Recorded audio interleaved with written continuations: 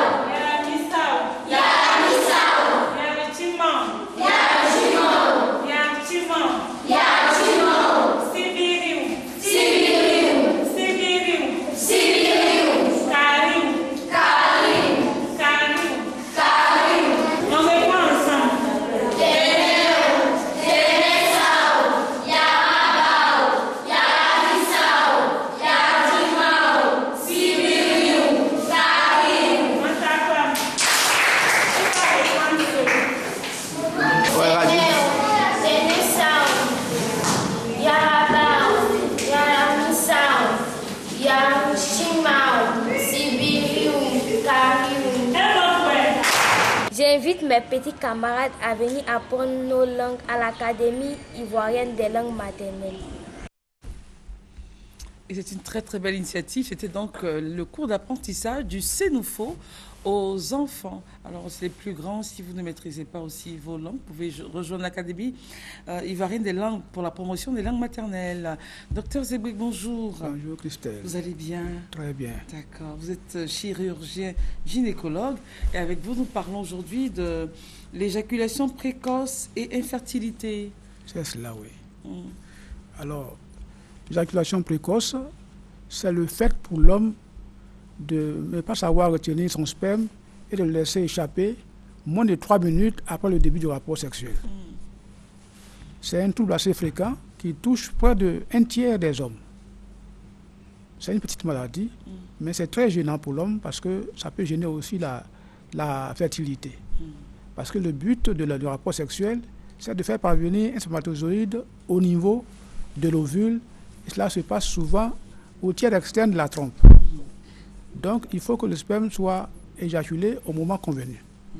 Bon, il y a des hommes qui éjaculent rien qu'en voyant une femme se déshabiller. C'est très très frustrant pour la femme. Il faut pour comprendre ça que je vous rappelle la physiologie de l'éjaculation. Le sperme est composé de 3 choses. Les spermatozoïdes qui sont fabriqués par le testicule. Ces spermatozoïdes viennent se concentrer au niveau de l'épididyme. C'est la partie haute qui est la partie molle qui est au pôle supérieur du testicule.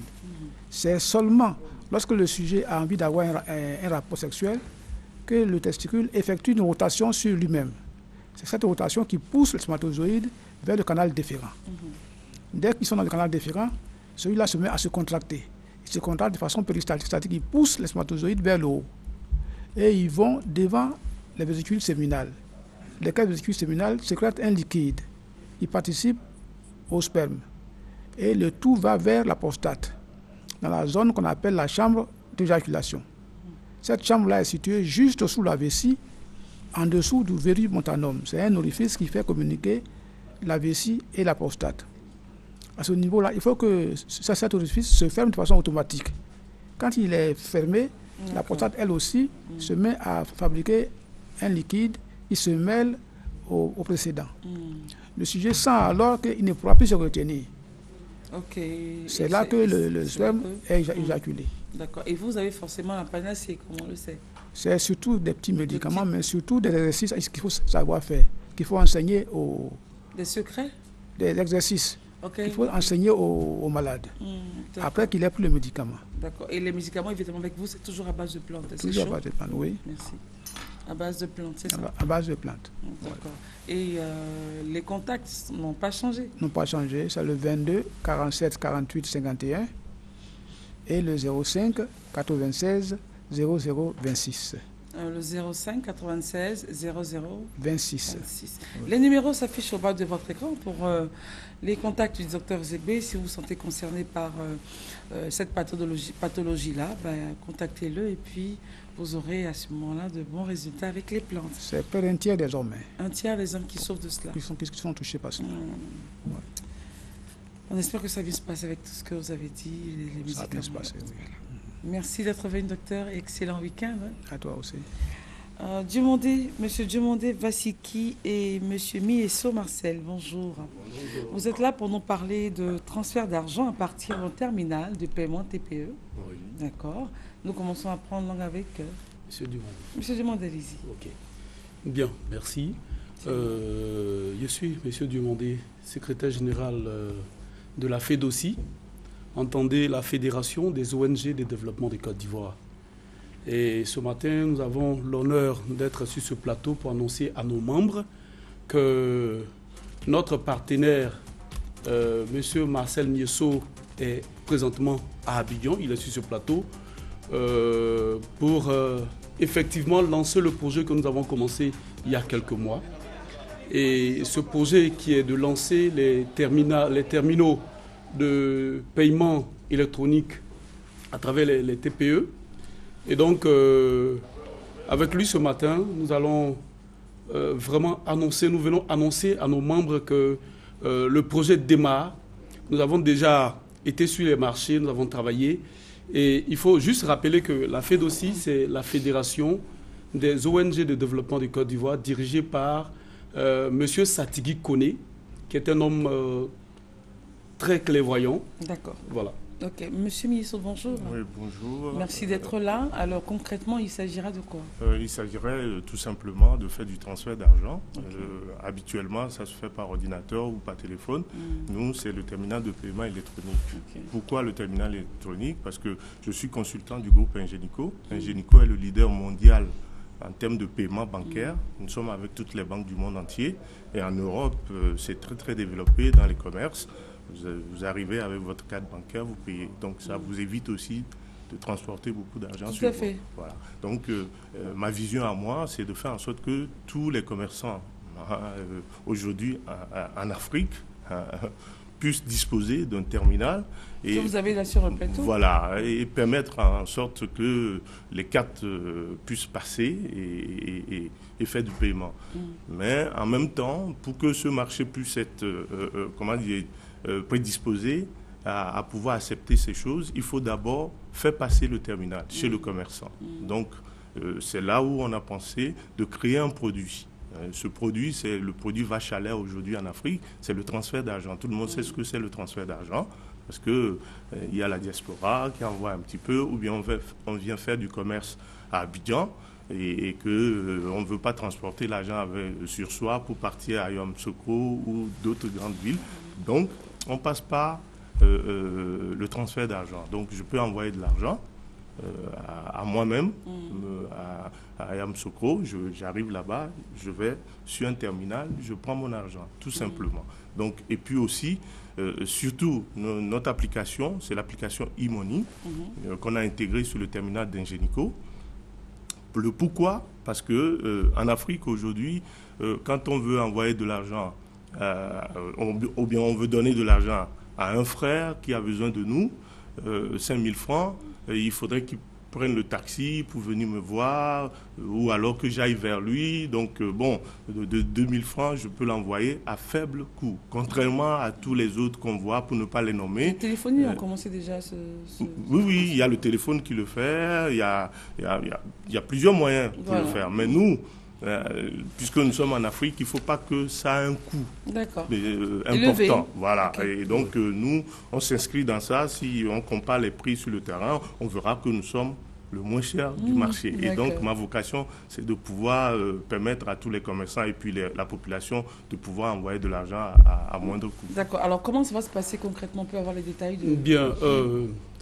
Je voudrais d'abord remercier M. Miosso d'avoir choisi le réseau de la FEDOCI pour implémenter, pour envoyer les terminaux en Côte d'Ivoire. Il faut dire qu'au sein de la FEDOCI, on a plusieurs secteurs d'activité. Nos membres sont dans le commerce, le transport, on a des artisans. Et donc, à travers ces terminaux, on va développer plusieurs aspects des activités de nos membres. Par exemple, voilà, les tontines, par exemple, la microfinance. Et donc, c'est vraiment une opportunité pour nous d'aider nos membres à s'inscrire véritablement dans le développement. Et comment ça va se passer de façon concrète? Il y aura une cérémonie, des détails? On commence par vous déjà. D'accord, vous êtes formé, ok. Oui, donc, pour ceux qui sont intéressés, ils vous contactent à quel numéro? Au 07 11 70 43. Au 02 96 88 88. Vous reprenez le numéro? Ok. 07 11 70 43. Le 02 96 88 88. Voilà. Merci en tout cas d'être venu à vous, Monsieur Diomandé Vassiki et Monsieur Miesso Marcel. Vous étiez là donc pour nous parler de transfert d'argent à partir d'un terminal de paiement électronique TPE. Merci. Merci beaucoup. Excellente journée à vous et bon week-end. Judith Assoumou. Merci.